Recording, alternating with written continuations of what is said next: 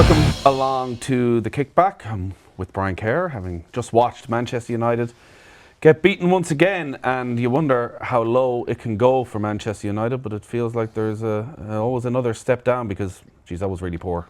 Yeah, it was a poor performance from the off. Bournemouth with a better team, Nathan. And other than that spell, 10 minutes before half time, when Manchester United picked it up a bit and got on top and made a few opportunities, some scrambles around the goal off set pieces. Couple of things created for Bruno Fernandes where he'd be annoyed with himself and disappointed when he thinks back at those chances he had to score, and he put them wide, or else Kepa made saves. Other than that little spell, Bournemouth were really in control. The start of the second half, I expected more of Manchester United. I thought they'd come out. Because they finished the first half really well. And you think you come out with the start of the second half and get it going, get a bit of momentum into the game, but that wasn't the case. Bournemouth started well in the second half. Amorim reacted, made 2 substitutions quickly, probably decided on it 6 minutes in. But by the time that they got on the pitch, it almost got away from them. It was 2-0, 3-0 quickly afterwards. But well deserved a victory, Bournemouth. But Manchester United point of view, it was a really disappointing performance. I don't think there was any part of the team that functioned particularly well. They were forced into being deep and with almost a back five. I mean, the reason you play 3 centre backs is that it gives you extra comfort in the defending area of the pitch, but also that you've got the width from the wing backs, and you can play attackers in off the front man and get the width from the. But the wing backs were never really getting forward. A couple of little spots of molestia early on the match. The midfield too, Mainu tried to get up to support the front, but he hasn't got that quality. He got 3 goals last year, all right, but he's not. Well, I don't think he has that ability to do that often enough. And Ugarte, having looked at him closely last week and this week, I'm kind of going, what sort of a player is he? What does he do that's good enough? I mean, Amorim should know him because he was at Sporting Lisbon previously, and maybe he will get more out of him in the future, but at the moment he's just there, the front bit of it. Zirkzee outplayed by the 2 young centre-halves, Bernie and Huyson. Diallo didn't have he had an impact last week where they had less of the ball against Manchester City, and there was space, and he was aggressive and inventive in possession, made the penalty, scored the winning goal. But today there was a lot of pressure on Fernandes. I think I give him a pass. I thought he had a good game, Bruno, but other than that, poor. It's such a strange period at Manchester United because Ruben Amorim has come in, and it feels as though he's going to spend these first couple of months weeding out whether it's the troublemakers or the players who aren't a good cultural fit or the players who aren't good enough. But you look through that squad and he can't get rid of everybody. He's going to have to work with an awful lot of these guys. A lot of them have only been signed, and we thought that was done by Ten Hag. He looked like the serious head principal schoolmaster type of bloke that didn't take any messing, and he proved that from early on. He moved on a few that he thought were problems. Like Sancho was there and was gone and was back, and Sancho's gone to Chelsea. He's got his game back together at Greenwood, and a few other players. McTominay, I doubt if McTominay was a troublemaker, but he was moved on. Varane moved on. A few more of the fringy fellas, but you would have thought that work was done. And now here we go again. Ten Hag was allowed to sign some players when his contract was renewed, when there was many question marks. Would he be kept on after he won the cup final against Manchester City, and they interviewed other people? But now it looks like they're going to have to go through that process again. I don't think there's troublemakers within the team. They don't look like fellas that are troublemakers. You nearly want a troublemaker. Well, you wonder what they want. You mean, you look at Martinez, and I look at him, and he looks like a sort of fella that he's a high demanding player from the others, but his own game has deficiencies in it that don't allow him to be a main man. And there's no one really has that status within the team now. Harry Maguire, it looked like in the past that they were going to move Harry Maguire on, that he wasn't good enough for them. but he's still there and he looks a bit more solid than some of the rest of them. The Lit has been an interesting one because I think he's done quite well. He didn't play today. Yeah, I he thought was he played well last week. I thought he had a good game against Manchester City. So maybe he's one for the longer term. But I think what Amorim is going through is that he's given them all a go. You mentioned that before the match, lots of changes. And I think he's going through this long experimental period. It's a pity if they can't do anything this season because it's all experimental. That seems a bit mad when the manager has changed so early in the season that the rest of the season should be about experimenting to find players for the future. Does But he need that's to how it change his looks. tack? Because he obviously came in, and we saw today again, played a 3-4-3 formation and has been very clear of the players will have to fit into my system. But it doesn't, certainly again watching today, it doesn't feel like Malacia and Dallo are maybe of the necessary quality to play that role, which in a 3-4-3 generally the wing backs are so important as to terms of what they give you. Maybe he puts Diallo out there and gives them a bit more defensive responsibility. But Yeah. does he even though, and he hasn't even had a honeymoon period, is the other weird thing, because he came in and he sort of said himself there's not going to be, it's going to get worse before it gets better. Does he need to rethink that just to start getting some results? Well, I said in the commentary today that two things about the manager that I'm disappointed about. One is that he talked about the players' conditioning, that it wasn't the conditioning that he wanted them to be in the way he wanted to play, which is kind of a loose way of saying the players aren't fit enough. The fellas that were here before me weren't doing their job properly. I don't like to hear that from manager. I think it's a little bit of self-serving guff, really. And that was one thing. The other one is about the system of play, that players going to have to adapt and play my way. And then you look at them and they're not able to adapt. Malassi's playing today, has played very few games, out injured for nearly a year, didn't start very well. Was it last year? Off the pace today as well. And looking at them when the day when they were more than 6-3 Manchester United, we were at the match. Manchester City. He was poor, and today he just wasn't right. Today, I didn't think. But I mean, Luke Shaw, there's no sign of him again, injured again. He might be the best one for playing that role of the players they have. They played Dallo over on that side. As Ruiz played over on that side. So yeah, I think that managers, modern day football, flexibility is called for. Flexibility in the way the team plays, in certain circumstances against certain opposition.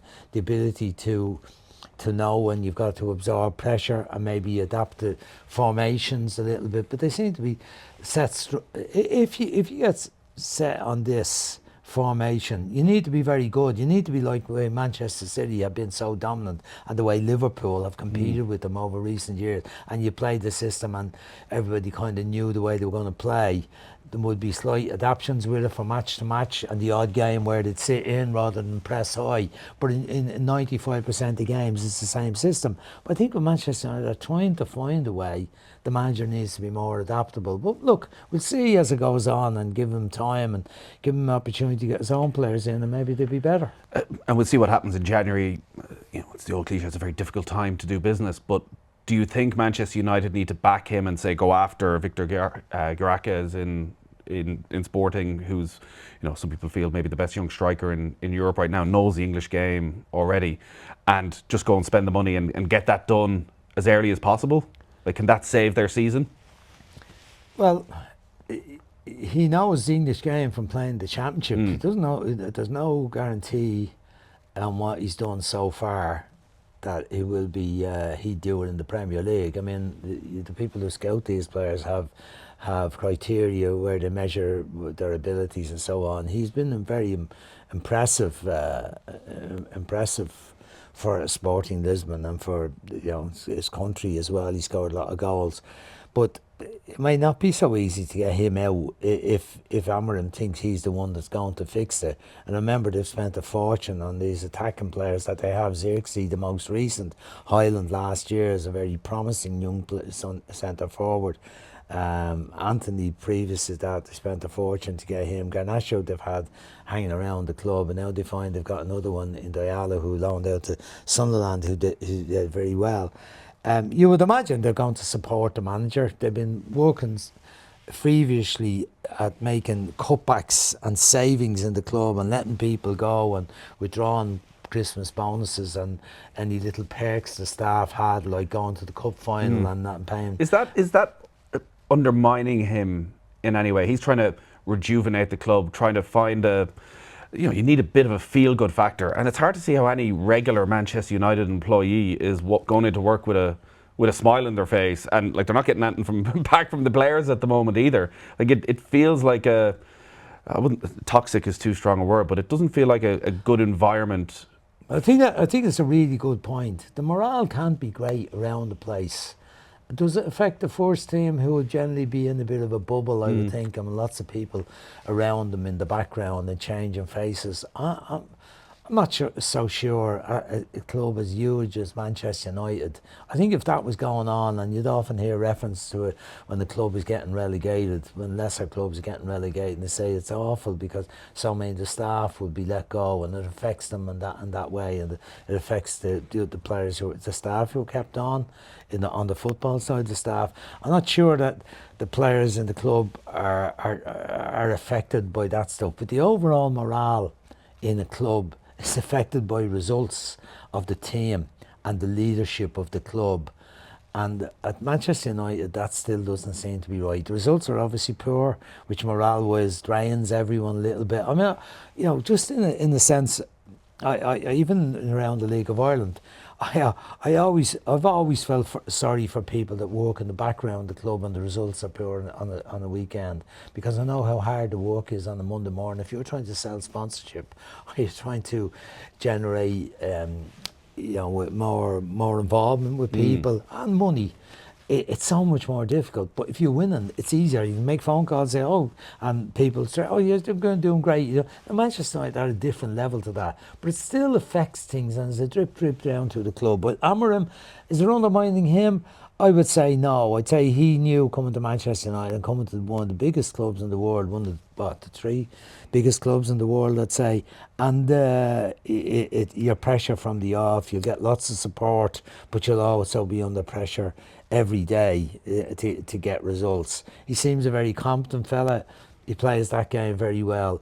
Nobody can be that confident based on a few years managing in the Portuguese league. I know he has had time with the reserve team, time at Braga and so on, but it's a different world, the Premier League, the level of managers, the competition, the quality of the players, and he's very much got a job in his hands. He said that from the start.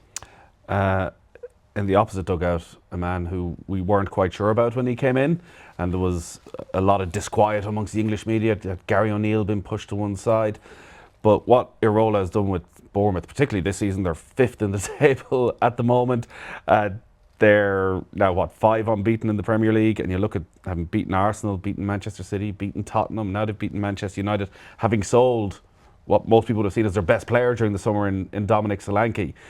There's a quality throughout that team that maybe by their names you wouldn't expect. So does almost all of what's happening at Bournemouth go down to what the manager's doing? No, because somebody selected the manager in the first place. You mentioned the Gary O'Neill thing. There was a lot of unease at the time. People felt he had done a very good job, but they obviously had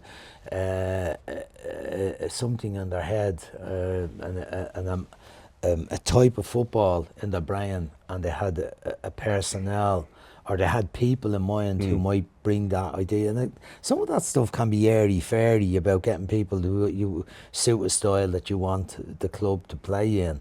And if you've got limited resources, that sort of stuff can be found out fairly quickly, and you find yourself scrapping for results and looking for David Moyes or Sean Dyche to rescue your situation, as Gary O'Neill did for them at that time.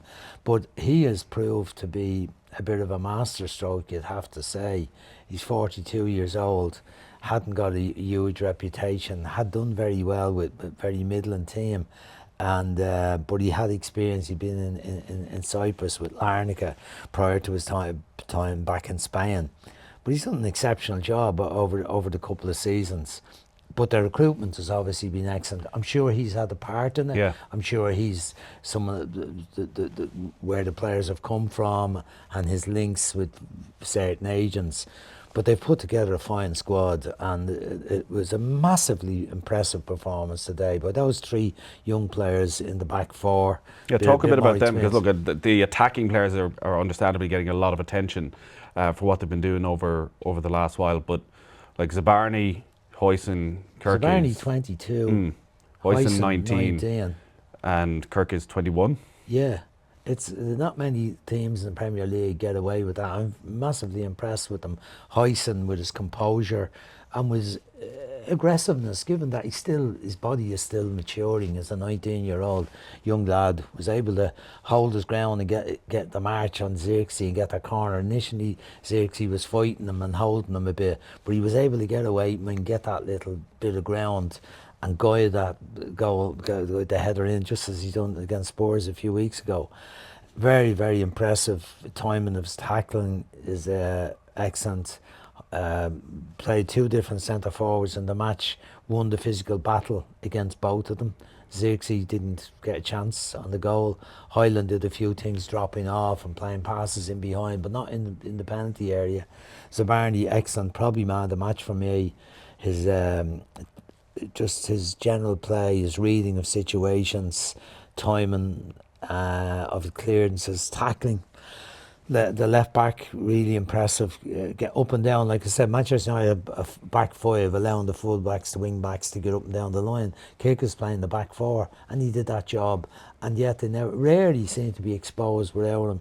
So just all round, really, really impressive performance. I think he's going to be one they're going to struggle to keep on. Everyone wants a full back like that. They can get up and down the pitch, but also can defend and look Seen a couple comfortable of them on the recently ball. with Anthony Robinson over the last couple of weeks in his performances as well. Yeah, I was at Fulham and Tottenham Fulham a few weeks ago. He was excellent, and he's been excellent the game since. Fulham playing very well, playing some great football, and he's another one of those raiding full backs that they may struggle to hold on to.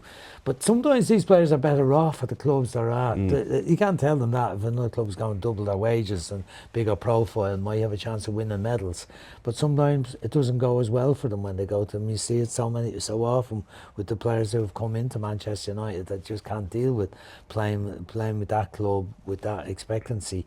So they've a bit to do, but the recruitment at Bournemouth is an example. I mean, there's a few other clubs along that line. Brentford is another one, and I think Brighton are the other one. They're probably the three best. Brian, great stuff. Happy Christmas. Thanks, Nathan. Thank you. See you soon. Same to you.